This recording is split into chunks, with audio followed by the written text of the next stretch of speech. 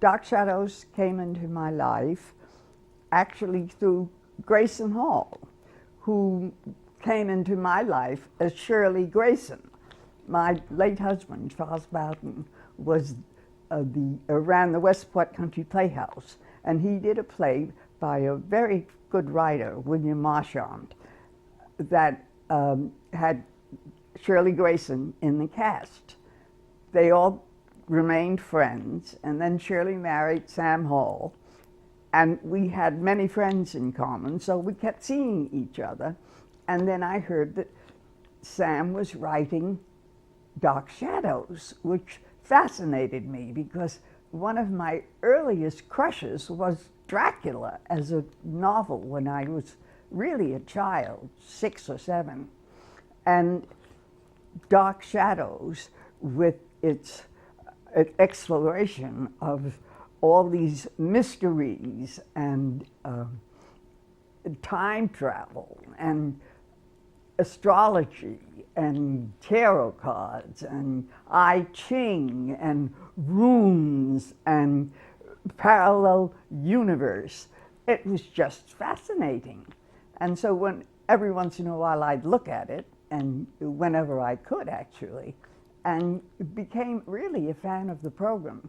Sam, before he wrote before he was on Dark Shadows, wrote plays. When we met him, he was a playwright, and since my husband was a prominent producer and director, he would send them to us.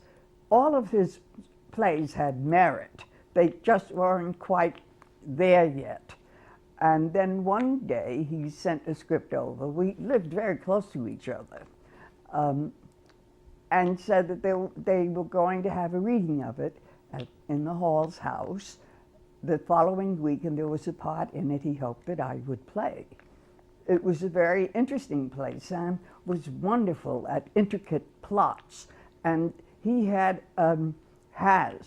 a wide field of knowledge of all sorts of things, not just occult. And so I went over to Sam's house the following week to read, and I sat down and looked around the table. I was the only one there that wasn't on Dark Shadows. David Selby was reading, Nancy Barrett, I think Louis Edmonds, although he was not on the show then. We all knew him, and he was such a wonderful actor with tremendous style. That was the great thing about Dark Shadows that made it so different from all the other soaps. I also was very impressed with the range that these actors showed at this reading. They were all accomplished actors who could act in the theater if they were called upon to. They weren't just soap opera actors. Dan Curtis's casting, I assume that he had a lot to do with the casting, had a certain style. They were obviously upper class people.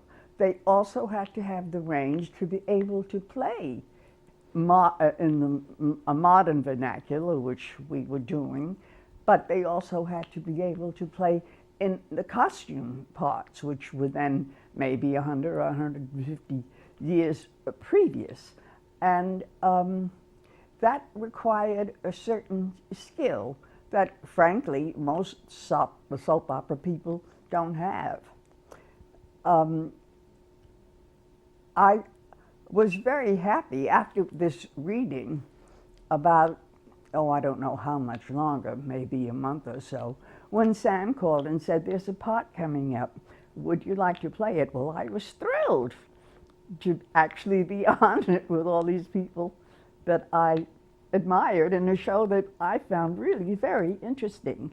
And I must say that the attitude of everybody on it, even the children, there were 2 little children in the part that I was on, I think Denise Nickerson, and I can't remember the name of the boy, but he was extraordinary. He was very smart, and you knew that he was too smart to just stay and be an actor. And he was around those maddening children that knew everybody's parts all the time and could prompt everybody if it were needed. But also what interested me was the characters were so into the characters they were playing that they could almost improvise the scenes. You could tell them what it was about, and you had a feeling that they didn't have to stay on the book, if you know what I mean. But whatever they said would have been trenchant and correct. The part that I played was Hannah Stokes, and I was, I think, Lara Parker's aunt. She played Angelique, and she played, I can't remember the name of the other character. Beautiful, beautiful young woman, and a fine actress. And one of the big puzzlements in my life is why she wasn't a big movie star. She had it all. A beautiful figure, and she was very intelligent. Well, she's so intelligent that she's writing books now and stopped acting. Most of my scenes were with her. I foretold the future. I did horoscopes. I read tarot cards. I seem to have been involved with the children in the plot. I really can't recall how. But it was very ingeniously done. I also had a number of scenes with David Selby. Actually, the first day I was on the set, I had a scene with David Selby. There was some kind of doom hovering over them, and I was predicting it and trying to save them from it.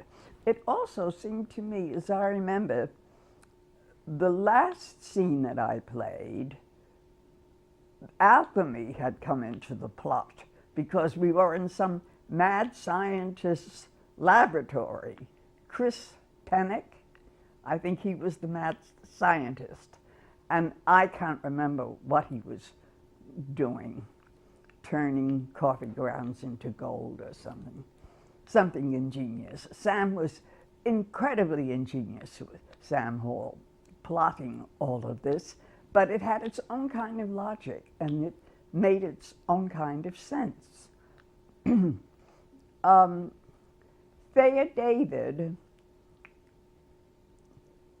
David carried the storyline that I was playing forward when I left. He served the purpose that Hannah Stokes was serving.